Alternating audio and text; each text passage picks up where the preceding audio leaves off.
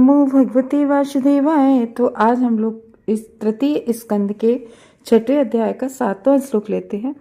सवै विश्व सजागर वो देव कर्मात्म शक्तिमान, विभवाजात्मनात्मान में कधा दसधा त्रिधा। तो अब यहाँ पर सवै सवै वही निश्चित रूप से जो कल हम लोगों ने जाना था कि उन्हें ही हम लोग क्या कहते हैं कि विश्व विराट पुरुष, तो उन्हीं के लिए कहा जाता है कि सवै निश्चय ही विश्व सृजान, जो विराट रूप की जो है विराट पुरुष, जो भगवान का एक स्वरूप को हम लोग मानते हैं, गर्व, संपूर्ण शक्ति, सजीव शक्ति और कर्म, जिनके जीवन की क्रियाशीलता, जीवन जो क्रियाशीलता, तो आत्म यानी कि आत्मा, और शक्तिमान यानी शक्तियों से पूरित, विभाज यानी कि विभाजित कर दिया जाता है तीन चीजों में। आत्मना यानी कि अपने आप से, आत्मानम अपने को, एकधा एक से, दसधा 10 में, और त्रिधा 3 में। ये बहुत बड़ी फिलॉसफी है, बहुत देखो समझने की कोशिश कीजिए कि जो हमारे लोगों के, हम लोगों ने देखा पहले जाना था 23 तत्वों के बारे में, जो हमारे 23 तत्वों की सृष्टि करने वाले जो विराट पुरुष होते हैं, वे जो है सभी कर्म, ज्ञान और आदि, जो इस श्लोक में बता रहे हैं कि कर्म और ज्ञान और आदि शक्ति से युक्त था, उनमें कर्म भी ज्ञान भी, तो यानी कि उन्हीं का सारा कार्य है। यानी कि यहाँ पर ज्ञान क्या होता है कि ज्ञान जो हम लोग अपने से पहले समझे, जैसे ज्ञान शक्ति, क्या हमारे अंदर क्या ज्ञान है कि मैं शरीर नहीं आत्मा हूँ, ये ज्ञान होना चाहिए।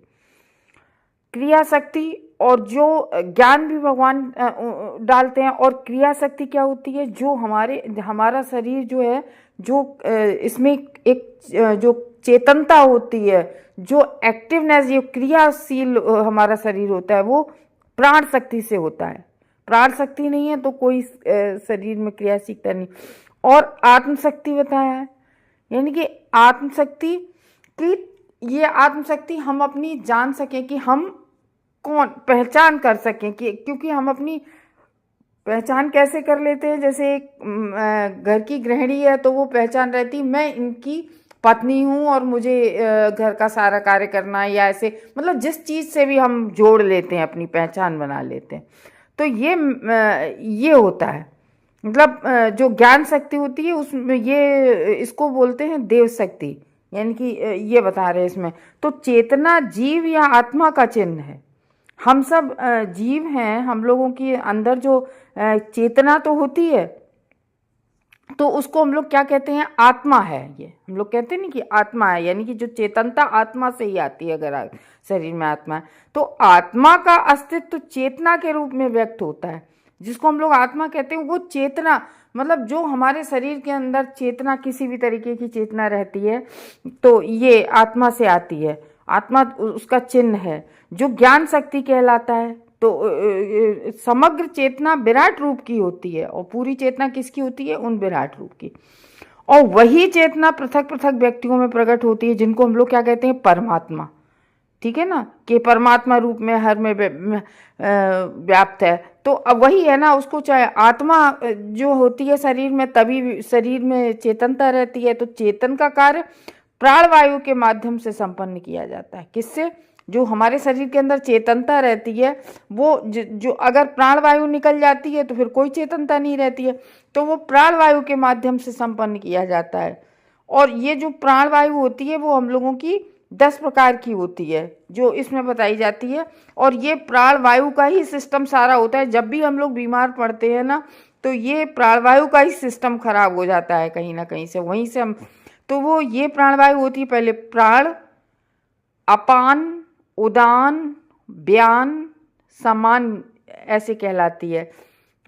और 10 पूरे जोड़ने हैं ना, और नाग, कूर्म, कंकर, देवदत्त और धनंजय के रूप में ये अलग अलग, ये जो प्राणवायु होती है ये अलग अलग गुणों वाली होती है, 10 प्रकार की होती है। तो आत्मा जो होती है, हम लोगों की आत्मा में जो चेतनता होती है, हम लोगों के जो आत्मा में चेतनता होती है, ये भौतिक वातावरण द्वारा दूषित हो जाती है। तो हमारे अंदर जो ये भौतिक वातावरण जो होता है, इससे जो है हमारी जो चेतनता यानी कि जो चेतना है ये दूषित हो जाती है। कैसे कैसे कि मतलब हम ये भूल जाते हैं, ये दूषित कैसे होती है कि हम परमात्मा के, हम भगवान के अंश हैं और हमें भगवान की ही सेवा करनी चाहिए, हम अपने भगवान से संबंध सब कुछ, और ये सब भूल जाते हैं हम भौतिकता के उस से केवल हम अपने जो भी हमारा शरीर होता है, हम हर चीज़ केवल शरीर से जोड़ने लगते हैं, और जो हमारी आत्मा, जबकि हमारे शरीर में आत्मा मुख्य होती है, ठीक है ना।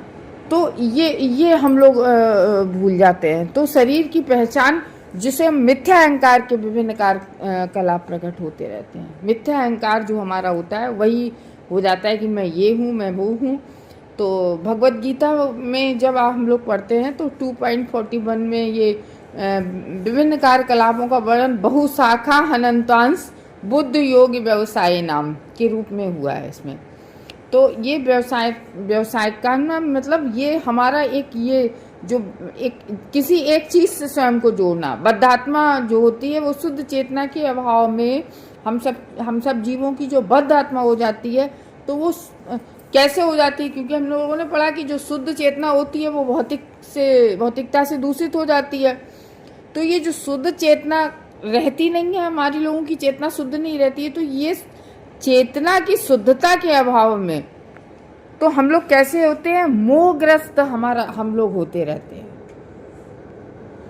तो जब शुद्ध चेतनावस्था में केवल एक कार्य होता है, क्या व्यष्टि आत्मा की चेतना उस समय परम चेतना एक हो जाती है, तब समन्वयन होता है इन दोनों का। तो जो अद्वैतवादी होते हैं वो मानते हैं कि चेतना केवल एक होती है, जबकि शास्त्रों अर्थात भक्तों का ये विश्वास है कि यद्यपि चेतना निसंदेह एक है, जबकि चेतना हम लोग भक्तों का क्या है कि चेतना निसंदेह एक है, किंतु उनमें तालमेल होने से ही वे एक होती हैं। तो व्यष्टि चेतना को परम चेतना के साथ जुड़ जाने की इसीलिए सलाह दी जाती है। भगवद गीता का जो 18वां अध्याय है, लास्ट चैप्टर, उसका 66वें श्लोक में भगवान ने उपदेश दिया है। क्या कहा है भगवान ने? कहा है सर्वधर्मान परित्याजम मामेकम शरणं व्रज अहम तम सर्व पापेभ्यो मोक्षयिष्यामि मा शुचा।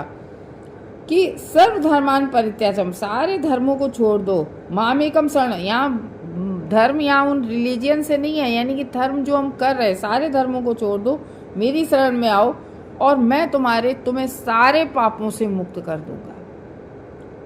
माँ सुचा मीन्स डरो मत, भगवान कह रहे हैं।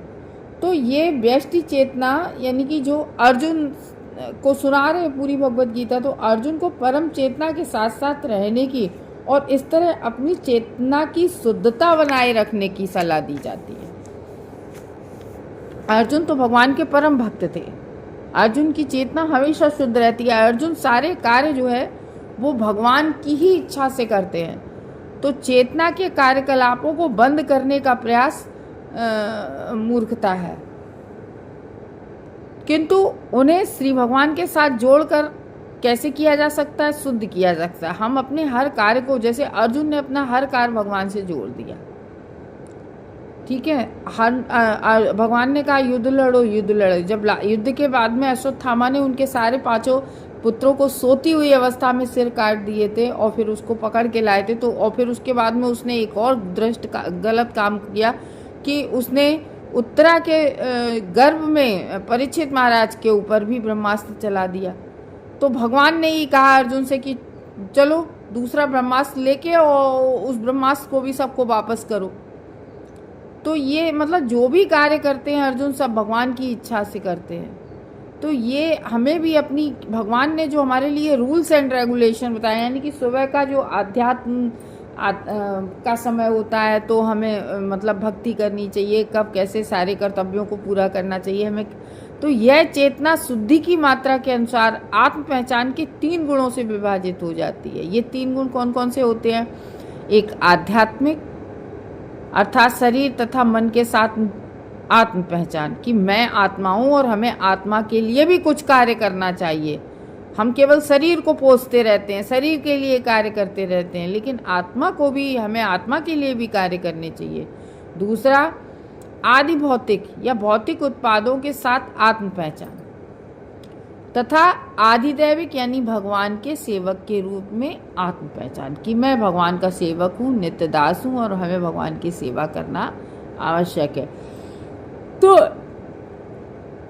जो ये तीन हैं, इन तीनों में आधिदैविक आत्म पहचान श्री भगवान की इच्छा का पालन करते हुए चेतना शुद्धि की शुरुआत होती है। तो यहाँ से ही ऐसे ही कार्य करने से हमारी जो चेतना की शुद्धि होती है वो यहीं से शुरुआत होती है कि मैं भगवान का नित्य दास हूँ, मुझे भगवान के बताए हुए नियमों के अनुसार ही कार्य करना चाहिए। हरे कृष्णा भक्त।